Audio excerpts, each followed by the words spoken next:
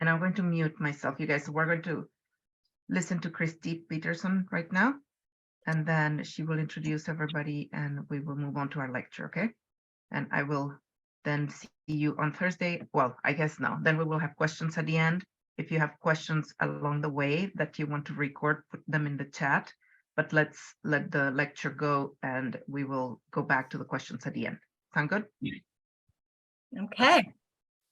Well, thanks everyone for being here this morning. I'm Christy Peterson. I met you guys the other day, but in case you don't remember, I'm the director of the Greenlease Gallery and Panacea Project Space and the Center for Arts and Letters. And thanks for letting me pop into your class. I'm really excited to be hosting together with Denka Guadarrama, the two of the artists who are featured in our temporary exhibition, Geometric Aljamía, a Cultural Transliteration. And this show, as you know, opens to the public with a big celebration on Friday, February 3rd from 5 to 7. And Reni Gower is here with us today, as is Jorge Benitez, and they are the co-curators of the exhibition. And they are both visual artists and affiliated as faculty in varied capacities at Virginia Commonwealth University. And I'll let them speak more to their accolades and talents and expertise. And I'll turn the floor over to them for our presentation. Okay, so I guess we'll go ahead and begin. So I'm Reni Gower. I'm a professor emerita, as Christy said, at VCU. I retired in 2018. So I never had to learn the COVID Zoom protocols. So anyway, I'm glad to be here with you today. And Jorge is a colleague of mine from VCU, and he's recently gone back to be teaching again. So he's back working with students this year and last. So anyway, I'm really delighted to be here with you for the showing of Geometric Aljamía, Cultural Transliteration. And we'd like to express our special thanks to Christy for the beautiful installation. She shared a video and it's just lovely. Can't wait to see more of it. And Zdenka for sharing her class with us. And I know Jorge is looking forward to his visit to campus at the end of February. Our talk today is going to reveal how sacred geometry is the cornerstone of this project. And as such, we will reveal how sacred geometry is an intrinsic, implicit, and lasting symbol in the arts. Since antiquity, geometric perfection has conveyed sacred and collective beliefs by reflecting the fractal interconnections of the natural world. And these similarities cross cultures are found in many patterns throughout the world. Incorporating these patterns into contemporary works of art highlight the multicultural connections, and they foster communication despite language barriers. So to provide some Whoops, lost the sound. Reni, is everybody there? Reni, you muted yourself. Yeah. Okay. Can you hear me now? Yeah, I can hear you now. I just missed your last part. All right. So I was saying to incorporate these patterns into contemporary works of art, highlight the multicultural connections, and it fosters communications despite language barriers. Or despite not having sound, but anyway, to provide some background. Okay, and I have run into a glitch. My script has gone sideways. Oh no, what on earth have I done? This has never happened before. How do I get it the proper way again? Turn your computer. Maybe it'll. Okay, I'm back. All right. Well, before I talk, I just want to thank everyone for having us. It's really wonderful, and I am very much looking forward to meeting all of you in person at the end of February. So the top left diagram represents the Fibonacci sequence, also known as the golden mean or golden spiral.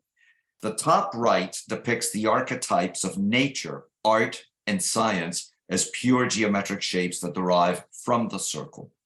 Using only a geometer's tools, compass, straight edge, pencil, it is easy to see how the circle is the source of all subsequent shapes and is often seen as the womb out of which all geometric patterns develop. And I'm going to interject something here based on experience from last semester working with my students in a design class. I actually shared the use of circles with them from which to derive all manner of linear geometric shapes, not straight line shapes like triangles and squares and so forth. And they were amazed. They had no idea that circles and combinations of circles could achieve all that. So it was wonderful to see. Expanding from a single point to its perimeter, the circle implies the mysterious generation from nothing to everything, and the infinite, the finite to the infinite. To ancient mathematicians, the circle also symbolized the number one. Similarly, the number one creates all subsequent numbers. Thus, the circle becomes a transcendental statement of the universe. Bottom left, the flower of life is composed of evenly spaced, overlapping circles. Since antiquity, this design can be found in all major religions, as it contains all the patterns of creation as they emerged from the great void or divine source. With the internal ratios identical to cellular division, this structure also signifies all energy systems, including the human body. The color depiction shows the containment of the Platonic solids within the flower of life. In the bottom right, one sees an optical effect of the flower opening in spiral if you overlap 3 layers. Throughout time, across cultures and religions, the circle's inherent perfection denotes wholeness, unity, and the divine order of the universe. Whether you ascribe to a creation myth or the Big Bang theory, the symbolism is the same. Out of one comes the many. So the Fibonacci sequence also supports the relationships between the circle and the Platonic solids. In Euclidean geometry, these polyhedrons have the same number of faces meeting at each vertex. Plato connected these 5 forms to the elements of fire, earth, air, water, and heaven. As such, they act as the templates from which all life springs. Now, think back to the spiral effects created in the flower of life. The spiral is the purest expression of moving energy, and its role in nature is transformational. And again, a little interjection. If any of you have ever worked visually with Fibonacci sequences, it is amazing. I've had students draw virtual pineapples without any references, just using Fibonacci sequences and spirals. And they're always amazed at how supposedly realistic it looks. It's pretty funny and inspiring to watch. Consequently, in myth and religion, the spiral represents the path of spiritual and mystical transformation as well. Recognized since prehistoric times, nature's golden spiral grows from within itself and increases according to the Fibonacci sequence. This perfect ratio can be seen in the growth spirals of pine cones, flower petals, and the branching patterns of trees. Contemporary science is now verifying on a subatomic level what the ancients knew all along, that the underlying geometric structure of the universe is visible. Look around. It is not hard to discover this perfect harmony in nature. Or in architecture. So whether it's classical or modern, sacred or secular, ideal proportions can be mapped easily onto many iconic structures from around the world. And while these images are beautiful uses of Islamic patterning applied to interior spaces, we could just as easily find similar examples in the great cathedrals of the world. As designers, it should be no surprise for us to find the same golden mean ratios in contemporary graphic design or on social media pages. Likewise, as artists, we often incorporate the ratios intuitively to achieve balance and harmony. Renaissance artists were active practitioners of compositions based on the golden mean. So why geometric Aljamía, cultural transliteration? The genesis of the project began in the fall of 2012. And at that time, faculty in VCU Arts were invited to submit collaborative workshop proposals to TASMEEN, which is an international design conference held every 2 years in Doha, Qatar. That year, the conference theme focused on hybrid banking and collaboration. Jorge and I combined our individual interests in geometry into a single project centered on medieval Spanish concept of Aljamía as an expression of East-West hybridization. Our third partner was Susan Schold, who at the time was an assistant professor in theater at VCU. She now teaches at the University of Florida in Gainesville. So to back up a little bit and to provide a bit of context, over 20 years ago, VCU Arts was invited by the Sheikha Moza, which is the wife of the former emir, to create a design school specifically for Qatari women. Over the years, our campus has become co-ed and has grown to include departments in both design and the fine arts. And so during past TASMEEN conferences, the focus was primarily on charrettes designed for student participation. But this time, the focus expanded to include workshops for faculty that encouraged an interdisciplinary collaboration with partners from both campuses and actually with partners beyond the campuses. Adjudicated by the conference committee in Doha, we were extremely delighted when our proposal was accepted. Initially, Reni and I developed our project independently from Susan. We proposed a paper cutting, perspectival drawing workshop, an exhibition, and a panel session that incorporated and examined the impact of Islamic patterning, sacred geometry, and sacred geometry across cultures. We connected with several faculty members on the Doha campus. Physicist Khaled Saoud and art historian Joachim Sokali became our international partners. The three of us also presented papers during the initial conference. To our delight, our paper cutting workshop was open to professionals beyond the borders of the campus. These participants included an American professor teaching in Dubai, a Moroccan-Canadian designer, a young Kuwaiti professional, and 2 artists from Afghanistan. Susan also connected with 2 professors, a writer and a poet, in the English department at VCU, Qatar. During the development stage, it is interesting to note how the parameters kept shifting. Our projects evolved from 2 separate workshops with as few as 2 or up to 20 participants to a combined workshop and exhibition, performance, and panel with ultimately 12 contributors. At one point, we even thought that we would have a member of the royal family in our group. Needless to say, there were a lot of moving parts, making arrangements for supplies, shipping paper, adjusting to cultural differences, and communication challenges and language barriers. While we conscientiously planned, we also needed to remain open and ready for whatever situation we would encounter once we got there. As a native speaker of Spanish, I am keenly aware of the amount of Arabic that exists in this language. Many of those words cross into English. After the events of September 11, I wonder how 2 cultures that shared so much could come to such a terrible moment. And I began to seek an artistic understanding of the tragedy. There had to be some common ground, something beyond religious, cultural, and national differences. I looked into the past to find those moments when the West and the Middle East informed each other in ways that are all too often relegated to the history books.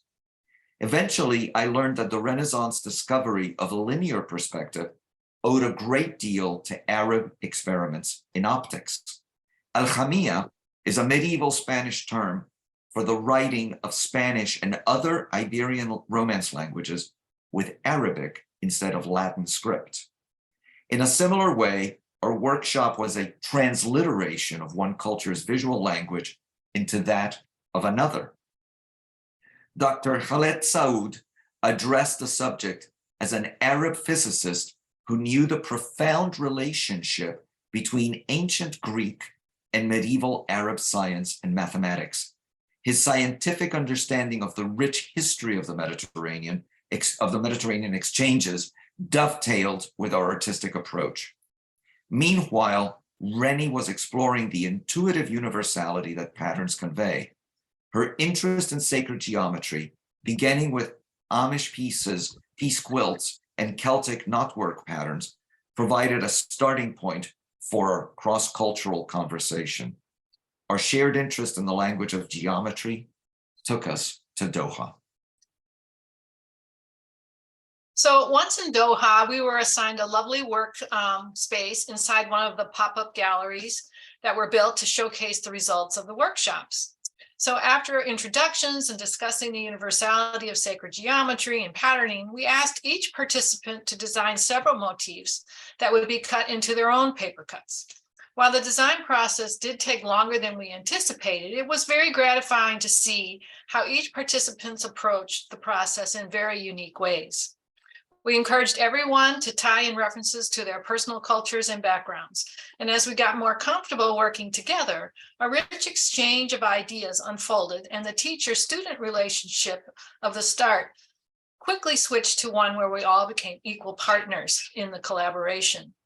Because we were working in the gallery, we could easily visualize the exhibition and create very site-specific pieces. The first day and a half we spent working out the patterns, which was followed by tracing the stencils and cutting the patterns into large sheets of paper. On the third day, we spent an afternoon transposing the flat patterns into perspectival drawings. And we expected our Middle Eastern participants to do well with the patterns. We were really surprised when they almost immediately grasped the complex exercise in the perspective drawing assignment. Of course, it should not have been surprising. The geometric underpinnings made perfect sense to those who had grown up with the complex geometric patterns all around them. The 3D aspect of the Western perspective was not a challenge. The last day of the workshop was spent installing the exhibition and preparing for the performance and the panel presentations that took place in the evening and on the following day. Just a minute. So running simultaneously to our workshops was Susan's workshop called Reclaiming the Wild Colors of Qatari Voices. And in this case, the participants explored their personal voice histories to discover how one's life shaped one's voice and one's self-image. They also visualized what might stop them from having the voice that they desired. So discussions began on how the voice works anatomically and progressed to how, why, when the voice doesn't work due to social, political, cultural, gender, or family pressures. Each participant was guided to picture their voice as it is today by examining the voices of their parents and siblings, as well as their voice in this family context. They also discussed what they would like their voice to be. Using the words gleaned from the voice pictures, each participant drew river stories and other images or wrote a poem on the theme, A Poem to My Voice. These creative writings were transposed into a performance presented by me and Susan during the conference. Our workshops combined when Susan's group came to inspect where their images would be displayed. Peering around the gallery wall, they discovered our group working. The Afghan artists in her workshop were intrigued by the paper cutting process. Saleh and Tamim asked to be introduced to us so they could learn the process and take it back to Afghanistan. We were delighted to absorb their insights into our workshop. They brought an aesthetic rooted in their culture that also spoke universally. So as professors, it's not unusual in the visual arts to collaborate. As my peer, Jorge was my paper cutting assistant. And remarkably, he was also my student over 25 years ago. For some time, my research has focused on the universality of sacred geometry and the intertwined motifs of Celtic knots and Islamic tile patterns. Not knowing what to expect upon our arrival, I did come prepared with 2 paper cuts completely finished and one that Jorge and I could cut together. Our biggest concern was that participants would not show up or be unable or unwilling to create a piece of their own. In that case, Jorge and I were prepared to have a two-person show, but happily this proved not to be the issue, and it was a very unfounded apprehension. At the time, Julia Townsend was an American artist and teacher at American University in Dubai. She has since returned to the United States and is now the co-director, co-owner of the Peanut Factory, an artist residency center in Edmonton, North Carolina. In our workshop, she focused her designs on Turkish arabesque patterns that she had studied at a previous workshop. She developed a motif that was both a paper cut and stencil for tracing directly on the wall. The wall tracings were an unexpected but beautiful development in addition to the exhibition. Our project continued through Julia's efforts. She introduced us to a gallery director in Melbourne, Australia, who subsequently invited us to show the work at Langford 120 Gallery in September 2013.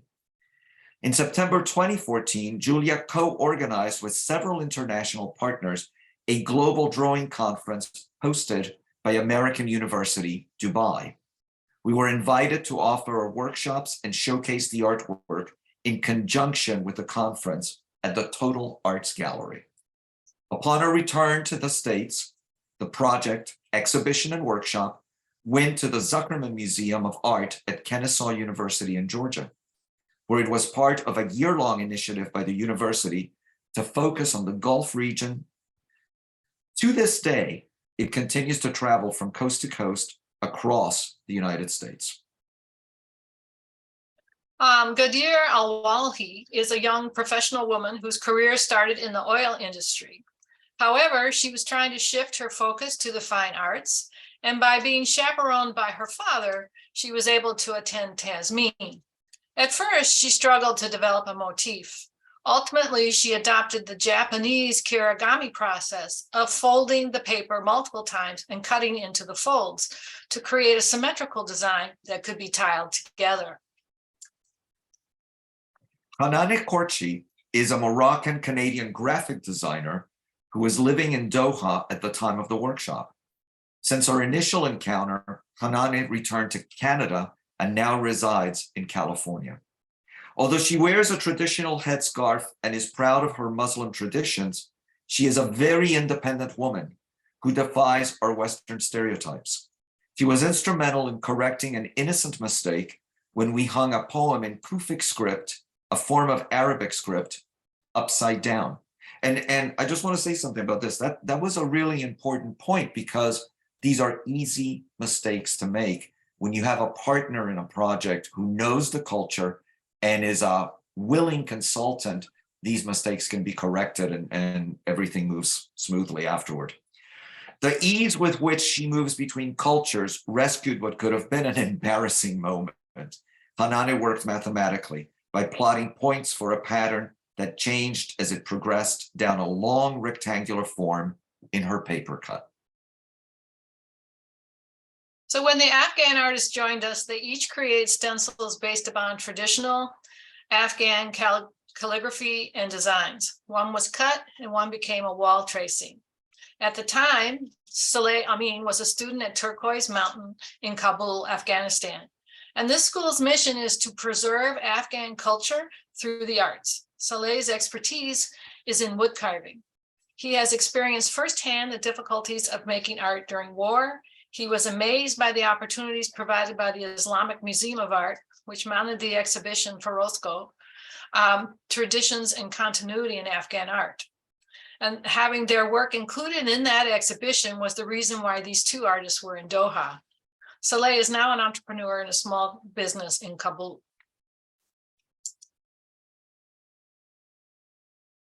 Tamim Shahizbada is a master calligrapher and former teacher at Turquoise Mountain. He comes from a family of well-known calligraphers who are specialists preserving the Behzad school style of illumination. His goal is to free the voice of the Afghan people through the arts. For many years, he lived in fear and has been personally beaten by the Taliban for simply trying to enter his studio with a portfolio of drawings.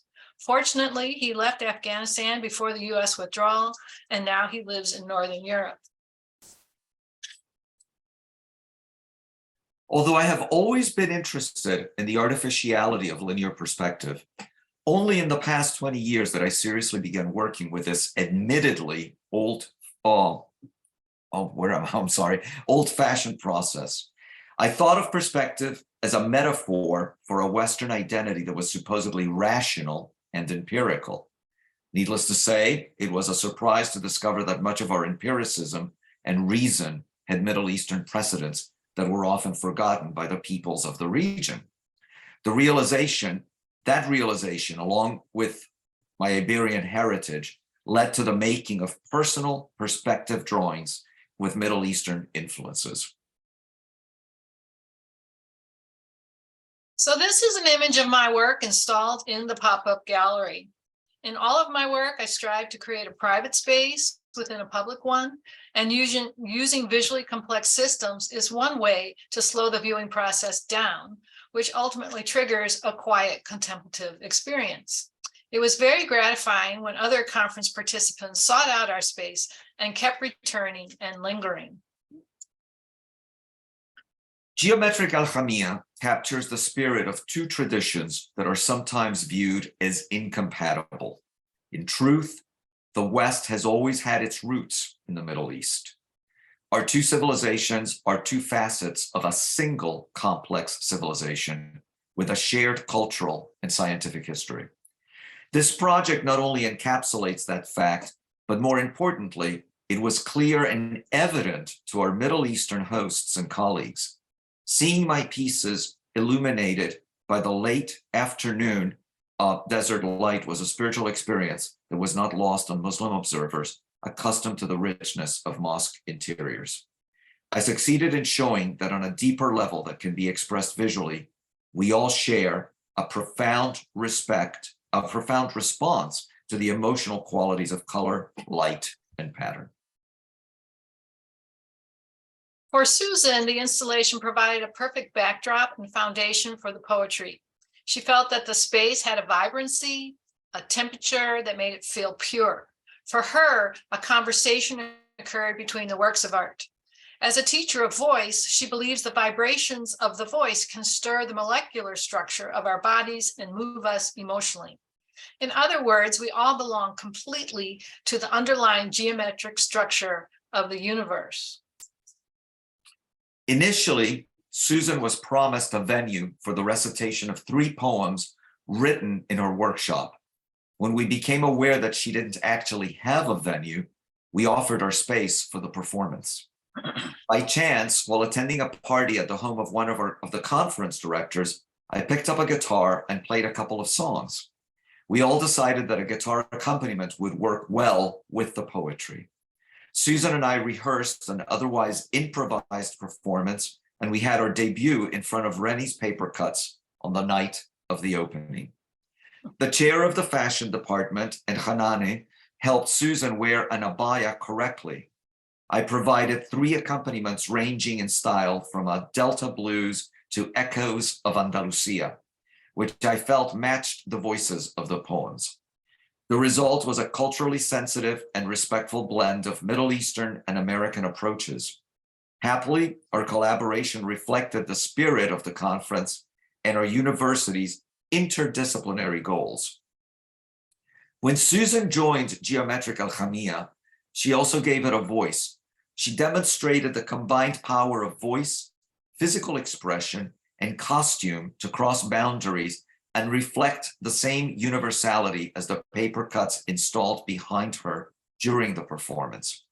Susan never ceased being a Westerner and an American, but she was above all an artist who brought forth the ritual power of the theater arts as something analogous to religion in its ability to approach the mysteries of existence. She too expressed the spirit of Aljamía as an open-ended transliteration. Like sacred geometry, rhythm is also universal. The rhythmic structure of a poem, the timing of an actor, and the inflections of a voice all belong to the same sphere of artistic understanding that informed all the artwork in the exhibition. Susan's workshop meshed with what Reni and I were doing on a fundamental level we all spoke the same language. It's a language without borders called art. And I want to add something here. It was our local Qatari colleagues and our Arab colleagues who encouraged Susan to wear the abaya. So this was not some gratuitous appropriation on the part of a Westerner. They invited her to do this as a gift in a way. So our ongoing collaboration has been very gratifying. It was designed to reveal connections, and it has fostered a new understanding and perspective on how to accomplish complicated interdisciplinary and multicultural projects. Some of our challenges as we went forward involved working through interpreters, inconsistent internet connections, international money transfers, international shipping, securing travel visas, but most importantly, having the patience while learning new protocols and how things are done. It remains a work in progress. Working collaboratively is immensely joyful and rewarding. When Reni and I made our initial proposal, we had no idea that the ensuing workshop would be as successful and moving as it has proven to be. The news is full of stories about the cultural clashes and seemingly irreconcilable differences that exist in the Middle East. And sadly, the region's problems are real enough. But the story is also one of rich cultural cross-fertilizations and is thousands of years old and has unseen repercussions in our everyday American lives. That was the spirit of Aljamía that we tried to capture and hope to continue expressing as the project evolves. So what started in Doha has traveled to Melbourne and Dubai, and then returning to the United States, the project has traveled coast to coast with no signs of stopping. We also published a catalog that includes the poetry in 2014. Just to say that the showing now here at Greenleaf's Gallery is the 16th showing of the exhibition. I was unaware of that. That's exciting. We have conducted new workshops at American University in Dubai, at VCU Qatar, in Doha, at Kennesaw State University, at Chapman University, at Pennsylvania College of Art and Design, and at the Pennsylvania College of Technology. While COVID-19 greatly impacted our ability to travel for workshops, we hope this is now changing so we can offer more showings and on-site visits in the future. So in closing, we're going to turn the screen back over to Christy, and she's going to share the videos of 3 of the performances by Susan and Jorge. Thank you very much. Give me a minute here and I will share my screen. And let's see. Oh, hold on. I think I'm going to start over because I don't think I checked my little box here. Hold on. Oh, I have the little spinning wheel. Oh dear. Okay.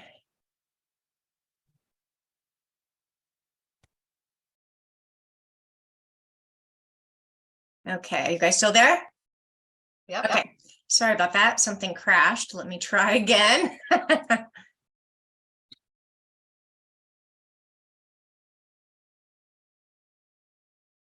Okay. While she's trying to pull up the first video, once we were invited to take the show further, than sorry, there are templates that came to us in these packages from Afghanistan. We were able to trace and cut into paper cuts for them. Hey guys, it looks like my Zoom is crashing when I'm sharing the video. I'll try one more time, but it seems like it could be that it's just Maybe you have to unshare my screen. Yeah, why don't you stop sharing and we'll try one more time. It just could be that it's a big file and it's for some reason not. How do I do that? You're not sharing anymore. I think you're fine, but let me try one more time. Thanks for being patient. By the way, the questions in the chat look fantastic, so I'm hoping we can address these later on because they're really good questions. Okay. Oh, there's a video. All right, let me make that big.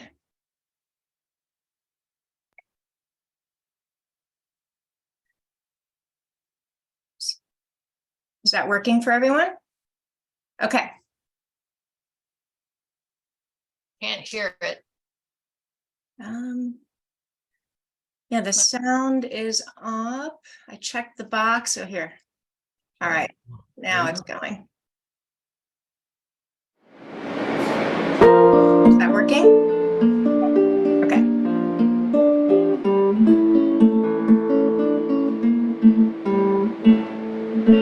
Dear voice, here's what I wish for you. That you might resonate like a haiku. Concise in your articulation of both the fleeting moment and the eternal, awakening the one with ears to hear. That you might perch like that nondescript song sparrow on the pinnacle of a cairn marking the least traveled trail, proclaiming the day's news with the finesse of sparrows' intricate harmonics. That you might offer light through the darkest night, fire in the frozen, forgotten cells. That you might ring out like a temple bell to genuinely express my true experience in this world of impermanence. That you might be the light of the firefly at dusk, phosphorescence on the dark sea's cusp. And you might always remember Spinoza's words. Lost the Men sound. had the same capacity to be silent as they have to speak, and speak sparsely.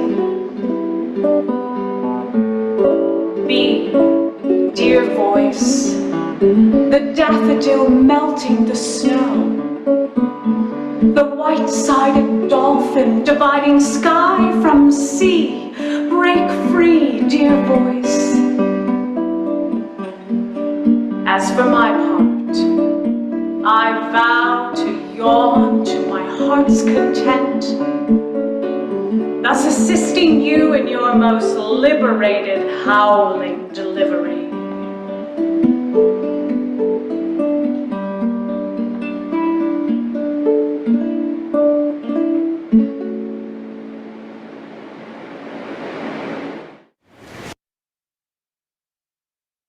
Okay, let me try. To keep track of which is which.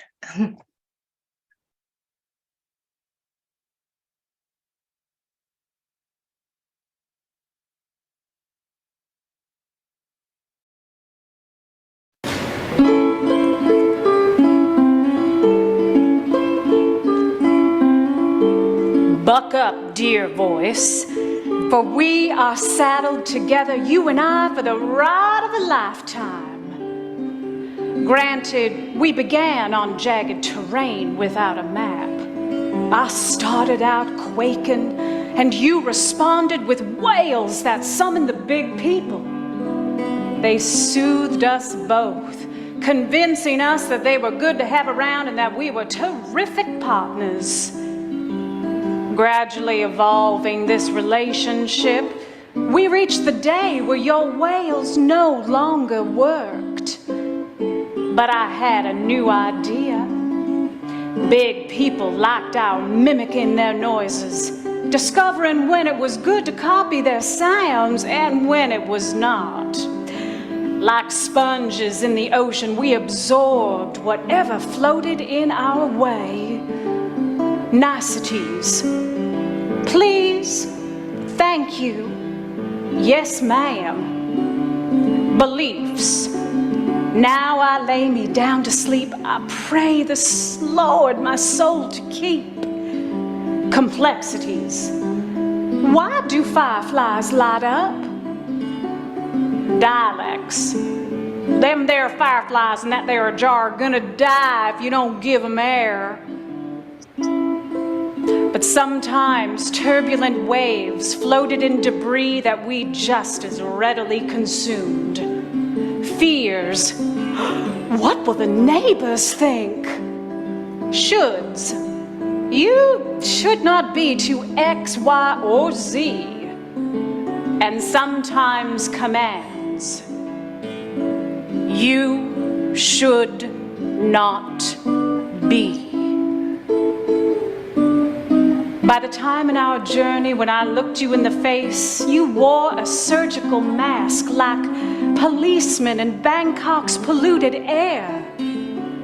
We had progressed from the black and white world of birth into the complexly multicolored world, my fiery red stream beneath your blue jagged band-aid.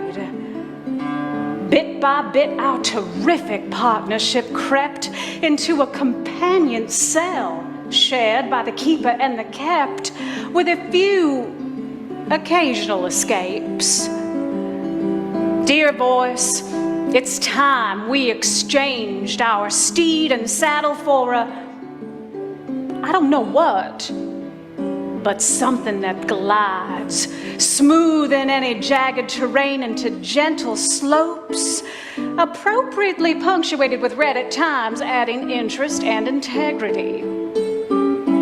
Already we have the GPS to navigate our journey together more equally. So, dear voice, the ride of a lifetime re-begins today.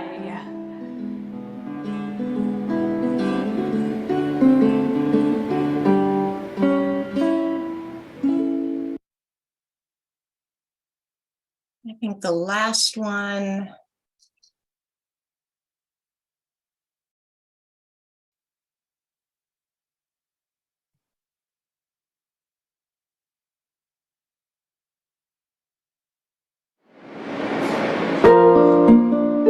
Is that the same one, Jorge? I believe that's the same one as before, yeah. Maybe it's this one. Must be 3.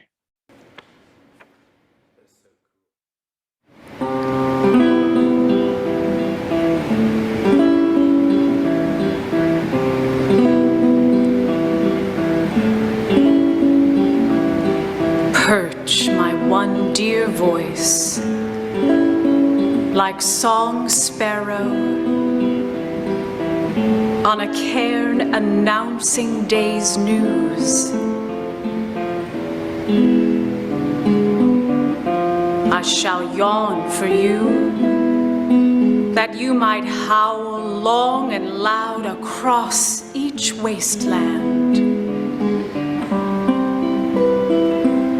Offer light, dear voice, through the darkest night, fire in forgotten cells.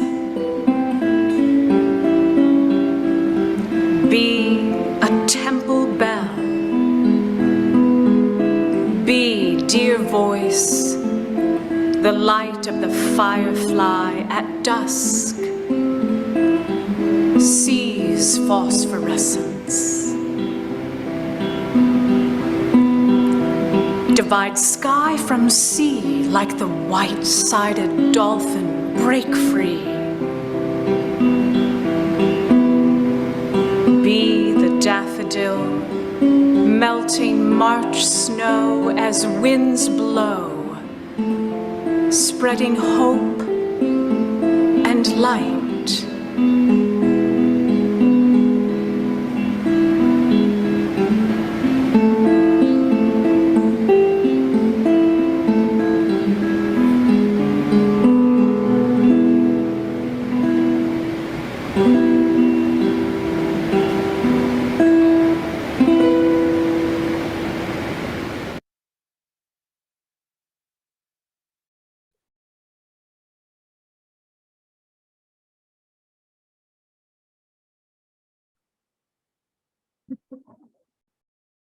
It was lovely.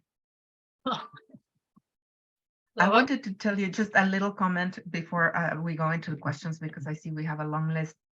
I think it's amazing how seemingly serendipitously, the project grew from, you guys thinking about something, meeting somebody and doing something. I mean, like, it just, the whole thing seemed so rich. I mean, including the performance to go with it and how people joined and what they were bringing to it. I mean, it seems fantastic.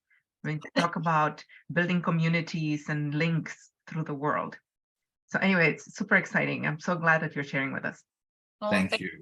Yeah, we had no idea that this would have the longevity or the impact that it's had, but it's been just a joy to stay connected with all these people and to see it move to different places. And it's always different and reveals new things to us, even though, like I said, it's been at 16 different venues. It's always interesting to see the new connections by how it's installed and yeah. So thank you. Christy, do you want to sort of facilitate the chat questions, or how do you want to do that? Well, what happened when my computer crashed, I had to rejoin the Zoom. So I am not seeing all of the previous ones because I had to start a new chat. So I think, I don't know, Denka, are you able to scroll through? Yeah, I can see everything. And so the thing is, I feel like we were writing questions as things went along. So some of them are specific to what we were seeing. Some of them are more general. I don't know that I am as good a facilitator that I can go through all of them and actually pick up everything by theme. So I'm just going to go chronologically, if that's okay. Yeah. So from the beginning, we had this one picture where you had the different circles. And there was this particular one that had them colored, and you mentioned something about platonic solids. And so there is a question about, what are platonic solids and how exactly do circles use these to create something? That might be a good question for you. Actually, I mean, it's from Euclidean geometry, and they're polyhedrons, and polyhedrons have the same number of faces that meet at each point, at each vertex. And so then when you start drawing lines, you see those interconnection things coming together. And Plato used them as illustrations, if you will, for his sense of representing the world and, the elements. And I think I mentioned fire, earth, air, water, and heaven. And I think that was from left to right, how they manifested that way in his thinking. And it was sort of metaphorical then that these forms then became representatives or templates for representing life. I'm sure you can explain it much better as a mathematician than I can. I mean, so with regards to what platonic solids are, so if we think about, polyhedra, so three-dimensional shapes that have polygons on the sides, if we take regular polygons, there's only 5 shapes that we can create using only regular polygons. So if we use 4 equilateral triangles, we get a tetrahedron, and we will do this in class. So, you will build some, and we will actually put paths on them and things like that. So you have something to look forward to. So maybe we should leave it at that, and we'll do detailed explanation of all these things in class. And I want to add something to that, because one of the things that inspired this whole idea of geometric Aljamía was the fact that the Arabs in particular really ran with Plato. And that was something that Dr. Saud talked about. I remember he began his lecture by saying all Arab science begins with the Greeks. But of course, he didn't mention that the Greeks owed a lot to the Babylonians. So there's this relationship between Southern Europe, the Middle East, the so-called West, that just goes back and forth. And so the Arabs just fell in love with Plato, and a lot of the things today, and I'm going to talk about this when I see all of you in Kansas City, that we assume to be Middle Eastern problems have roots in Greek philosophy. So Plato's idea of perfection, and especially mathematical perfection, has had some weird side effects in the region. And then that's as far as I'm going to go, but it's very interesting. It's not all one-sided. That's a very interesting way of putting it. Yeah. Okay, well then we were looking at spirals and things like that. And you talked about how these things happen sort of naturally in art. And so there is a question about, do artists, designers tend to use these intentionally? Or is it pure happenstance? So, you know, I guess I had, as we were going, also the same question, right? So have you ever actually drawn a spiral intentionally and then built from there, as opposed to, you know, look at the Mona Lisa and you can identify it? So is this something that artists, designers tend to do or use intentionally? All right, do you want to start? It's both, actually. So, for example, I seriously doubt that Leonardo set out to do the Mona Lisa in accordance to that. Sometimes they would set up a panel or a canvas that actually conformed to a golden rectangle, but very seldom did they compose by starting with those principles. What happens is, and I think this goes back to something Reni's talked about a lot over the past few years, it's built into us. So we intuitively do this without even realizing it.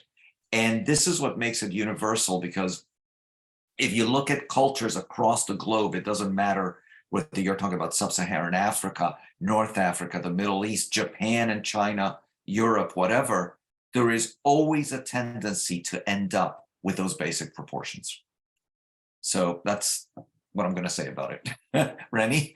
Well, I mean, it is the basic principle of what, you know, sacred geometry is all about, from the macro to the micro, or the micro to the macro. The ratios are imprinted in the universe, they're imprinted in our bodies, all the proportions are relational. And so I would say, yes, some of it is intuitive. I would say, yes, some of it is very intentional. Because if you're trying to make something that's very unified,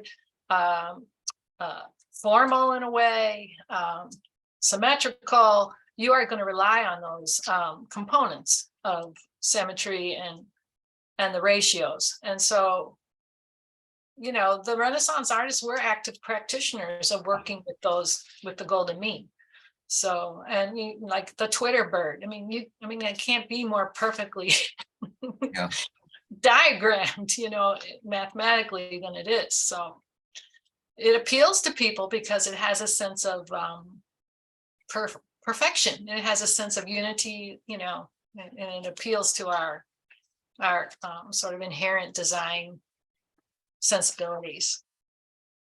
So then would you say that every piece of art has some mathematics in it? I would say so, definitely. Even if the artist is unaware, but it's there. Yeah. Yeah, I would Okay. even agree with that. Even something gestural when you're moving your body, because your body would then be the choreographer of that gesture. What was the idea behind drawing your voice? The student said, I think that is a really cool way to learn about what people are thinking. Well, I wish Susan was here and could speak to that, because that's based a lot of what she does, and all of her theatrical training leads back to that. It's trying to reveal, you know, your emotional core basically through your voice, and trying to release it to speak, you know, truthfully. And she's been trained in this method, the link letter method, to facilitate those kinds of workshops. And so her sense going into, and I'm speaking for her just from what I remember, going over there, she had a sense that maybe the true voice was being suppressed in some ways, especially among maybe the young women. And she was, you know, asking them to tap into things in a way that wasn't threatening to them, but also could help them have a voice, a personal voice. Does that make sense to you, Jorge? It does. It does. And of course, you know, honestly, there was a risk in that, because how they perceive their voice is very different from an American perception of their voice. So what I think Susan quickly discovered was that they didn't see themselves being denied a voice in the way that we might have thought that in some respects that was an imposition of our concept. That became apparent to me actually in Dubai, when there was a young woman in my workshop who asked me tips on figure drawing, which is not my area of expertise. And in that part of the world, that's a very delicate subject. And she was wearing an abaya. Susan assumed that she was very traditional. And the young woman said, "Are you talking about this thing? I only wear it so the neighbors won't talk." Right. And then she asked me if I could draw her. And then I said, "Only if you draw me in return." So she said, we like drawing. We want to do the figure. And I was visiting, Reni and I were visiting the Museum of Islamic Art in Doha, which is an amazing museum. And there's an entire room full of illuminated Qurans. And as two Westerners who had been raised Catholic, the first thing that struck us was they were full of images of people. And we had been led to believe that in Islam, that's not possible. The only exception was that the Prophet Muhammad himself, his face was a blank white oval. That's it. So a lot of myths fell by the wayside during these encounters. It is wonderful. Yeah, very revealing. Yeah. And, we really just went in as open-minded as we could, based on our limitations, if you will. And Yeah, absolutely. It was just a wonderful exchange of ideas. Well, and they met us halfway because one of the fascinating things about the Gulf region is that a lot of the knowledge of their own history has been denied to many of the students. I hate to say this, but the truth is from them, there are political reasons why they're often not told how great they were at one time. It develops a mentality, oh gosh, look at us, we need the West to help us along. And then, I come along and I say, well, by the way, this is knowledge that we got from you. And they said, really? So that was an interesting exchange also. You guys, we have 2 minutes and I have a very long list of questions. A lot of them have to do with the technique and, like how long did it take to make the cuttings? What is the difference between different types? I have questions about the backing. So how do you suggest we handle the questions? Can we just send them to you and you send us responses? Would that be too much to ask? I mean, that's fine. We can continue over the hour if that's possible. Or I don't know, your class is probably. No, students have to go to different class. I can't really keep them beyond. Well, maybe, the paper cutting is just basically working with a snap blade and cutting it, designing a motif, tracing it, and then cutting it. So it's pretty low maintenance, low tech, all that. The hard part is designing the motif so that it doesn't fall apart when you cut it. The color comes from painting the backside of the paper and then flipping it over when it's done, so you get a reflection of the color through the paper cutting along with the shadows. How long does it take? I always say it took me 40 years because I didn't come to this, quickly, but it just depends on how complex your motif is, how curved it is. The more curvy ones are harder to control and cut. One motif that's maybe 10 inches square could take you an hour to cut. Let's just use that as a. Sorry, my phone is ringing. Did that kind of hit the technique side of things? Yes. Okay. And I think sadly, it's 9:15, so we're going to have to go. But I wanted to thank you so much for this. And I guess we will pick Jorge's brain when he comes about all I'd be more than happy. things that we have You'll here be left sick of over. me. I'll give you all the information you want. And so again, thank you. It's very impressive, and I love the collaborations and the work and the openness that this creates. I think your being open to listening is what's actually, allowing for people to open up to you and be willing to listen. So that's just so remarkable and so needed in this world, right? Right. It's wonderful to hear. Thank you. Yeah, these are great questions. I'm sorry. Wow. But